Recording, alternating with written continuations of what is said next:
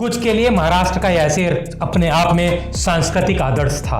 उन्होंने वर्ष 2009 में सचिन तेंदुलकर तक की आलोचना कर डाली और उनके इन्हीं प्रयासों ने उन्हें हिंदू हृदय सम्राट बना दिया। उन्होंने कहा था कि इस्लामी आतंकवाद बढ़ रहा है और इसका जवाब देने का एकमात्र तरीका हिंदू आतंकवाद है। उन्होंने बिहारियों को देश के विभिन्न भागों के लिए बोझ बताकर एक खासा विवाद खड़ा कर दिया था। आप अपना पूरा नाम ऑनरेबल कोर्ट को बताइए। बाळ केशव ठाकरे। प्रभावशाली संदेश वाले महाराष्ट्र के राजनीतिक मंच पर बेहद महत्वपूर्ण भूमिका निभाने वाले बाळ ठाकरे हिंदुत्व और मराठा गौरव के प्रतीक थे, जिनके जोशीले अंदाज ने उन्हें शिव सैनिकों का भगवान बना दिया। और इसी जोशीले अंदाज से आप हमारा चैनल सब्सक्राइब करें। तो चलिए आगे बढ़ते हैं।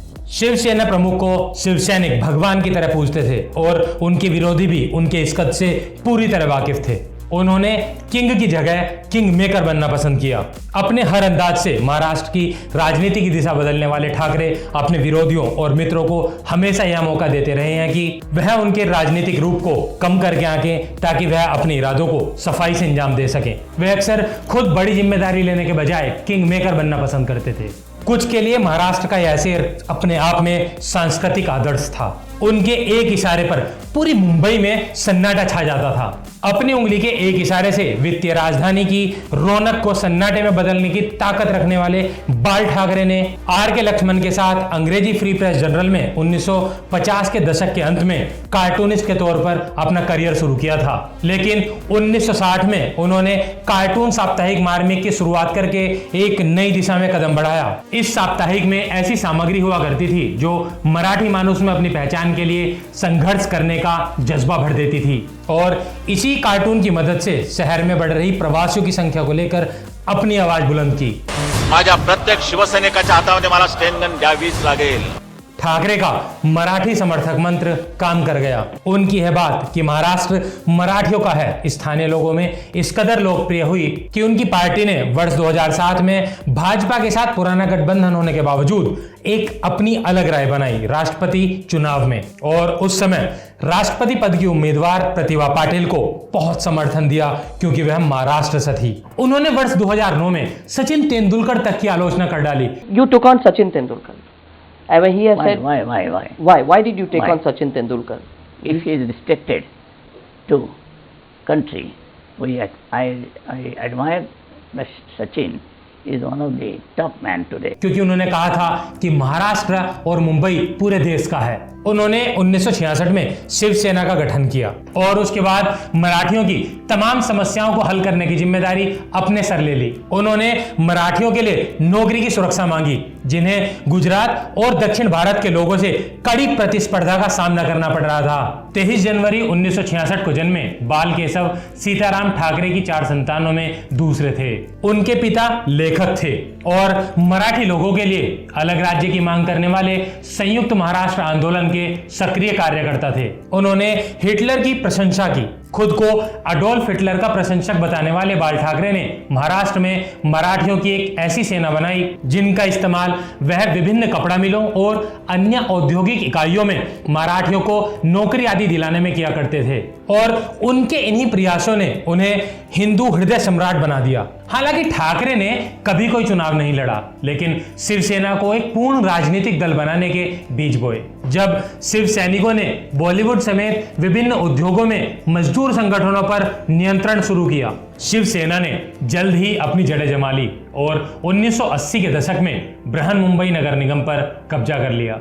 भाजपा के साथ 1995 में गठबंधन करना ठाकरे के जीवन का सबसे बड़ा मौका था और इसी के दम पर उन्होंने पहली बार सत्ता का स्वाद चखा। वह खुद कहते थे कि वो रिमोट कंट्रोल से सरकार चलाते हैं। जब बाला साहब बोलते थे ना बम्बई बंद तो बंद, पूरा महाराष्ट्र बंद कर देते थे। बहुत से लोगों का मानना है कि 1993 के मुंबई विस्फोटों के बाद हुए सांप्रदायिक दंगों में शिवसेना ने एक महत्वपूर्ण भूमिका निभाई और जिसके चलते सेना और भाजपा गठबंधन को हिंदू वोट जुटाने में मदद मिली। उन्हें समर्थकों से ज्यादा घुलना मिलना पसंद नहीं था। मराठी मानुष की नब्ज अच्छी तरह समझने वाले बाळ ठाकरे इस कहावत के पक्के समर्थक थे कि ज्यादा करीबी से असम्मान पनपता है। और मैं नहीं चाहता कि हमारे देश में कोई हिप्पी पैदा हो जाए। और इसीलिए उन्होंने खुद को सर्वश्रेष्ठ बताया। अपने समर्थकों से ज्यादा करीबी और घुलना मिलना उन्हें पसंद नहीं था और वह अपने बेहद सुरक्षा वाले आवास मातोश्री की बालकनी से अपने दर्शकों को दर्शन दिया करते थे। प्रसिद्ध दशहरा की रैलियों में उनके जोशीले भाषण को सुनने के लिए लाखों की भीड़ उमड़ आती थी। जमलेल्या माझ्या तमाम हिंदू बांधवांनो, भगिनींनो, मातांनो, पाकिस्तान और मुस्लिम समुदाय को अक्सर निशाने पर रखने वाले बाल ठाकरे ने मुस्लिम समुदाय को एक बार कैंसर तक कह डाला था। उन्होंने हिंदू आतंकवाद की भी वकालत की थी। उन्होंने कहा था कि इस्लामी आतंकवाद बढ़ रहा है और इसका जवाब देने का एकमात्र तरीका हिंदू आतंकवाद है। क्या बोलती तो आती क्या खंडाला? अरे काय चाला खंडाला काय जातोस काय कारगिलला? हमें भारत और हिंदुओं को बचाने के लिए एक आत्मघाती बम दस्ते की जरूरत है। बाघ की विविध छवियों के साथ सिंहासन पर बैठने वाले ठाकरे महाराष्ट्र की राजनीति में वर्षों तक छाए रहे। उनके पास कोई पद और ओहदा नहीं था, लेकिन उनके प्रभाव का आलम यह था, यापुढे एक आमदार तर शिवसेनेचा फुटला तर मात्र कायद्याची पर्वा न करता त्याला रस्त्यात तुडवा। कि मातोश्री ने राजनीतिक नेताओं से लेकर फिल्मी सितारों, खिलाड़ियों और औद्योगिक जगत की दिग्गज हस्तियों की आगवानी की। ठाकरे अपने गैर परंपरागत ख्यालात के लिए पसंद किए जाते थे। हालांकि इस दौरान उन्हें कुछ दिक्कतों का भी सामना करना पड़ा। 11 दिसंबर 1999 से 10 दिसंबर 2005 के बीच उनके मताधिकार पर रोक लगा दी गई, क्योंकि उन्होंने लोगों से सांप्रदायिक आधार पर वोट देने की अपील की थी। जिसके बाद उच्च न्यायालय के आदेश और चुनाव आयोग की अधिसूचना के द्वारा यह रोक लगा दी गई। उन्होंने बिहारियों को बोझ बताया। अपने प्रवासी विरोधी विचारों के कारण बाल ठाकरे को हिंदी भाषी राजनीतिज्ञों की नाराजगी भी झेलनी पड़ी थी।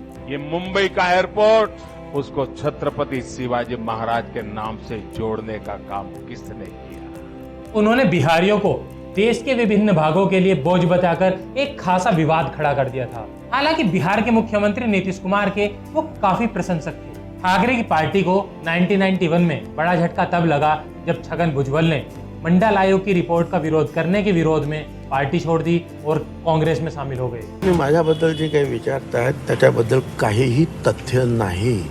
ठाकरे को उस समय व्यक्तिगत रूप से आघात लगा जब उनकी पत्नी मीना की 1995 में मौत हो गई और अगले ही वर्ष ठाकरे के सबसे बड़े पुत्र बिंदु महादेव की एक सड़क दुर्घटना में मौत हो गई। उन्हें 2005 में अपने जीवन का सबसे बड़ा झटका तब लगा जब उनके भतीजे राज ठाकरे ने शिवसेना की पार्टी को छोड़ दिया और 2006 में अपनी राजनीतिक पार्टी MNS या मनसे बना ली। इस घटना ने बीजेपी और शिवसेना के दोबारा सत्ता में लौटने की उम्मीदों को भी कमजोर कर दिया। और अब बात करते हैं बाला साहब ठाकरे के कुछ प्रसिद्ध वाक्यों। अगर मैं प्रधानमंत्री बनूंगा तो सबसे पहले कश्मीर साफ करूंगा।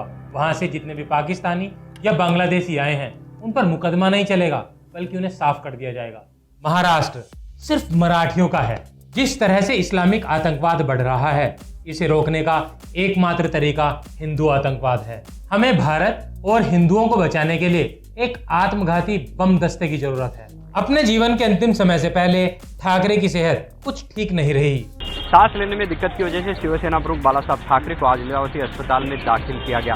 24 अक्टूबर सन 2012 को दशहरा रैली में शेर की दहाड़ सुनाई नहीं दी। उन्होंने वीडियो रिकॉर्ड भाषण के जरिए अपने समर्थकों को संबोधित किया और सार्वजनिक जीवन से संन्यास का ऐलान किया। उन्होंने कहा कि शारीरिक तौर पर मैं कमजोर हो गया हूं और अब चल नहीं सकता, मैं अब थक गया हूं। उन्होंने अपने समर्थकों से अपने पुत्र उद्धव और पोते आदित्य का साथ देने का आग्रह किया। उद्धव, आदित्य हे मी तुमच्यात लागले असतील तर विसरून जा। और इसके साथ ही शिवसेना की उत्तराधिकारी की बेल को भी सींच दिया। 17 नवंबर 2012 को अचानक आए हृदय विकार के कारण बाला साहब ठाकरे की मृत्यु हो गई। और जैसे ही मुंबई में उनकी मृत्यु की खबर फैलती गई, वैसे ही सपनों की नगरी मानो थमसी गई। और इसके साथ ही महाराष्ट्र में मराठी मानुस शब्द के प्रेरक के इतिहास का एक महत्वपूर्ण अध्याय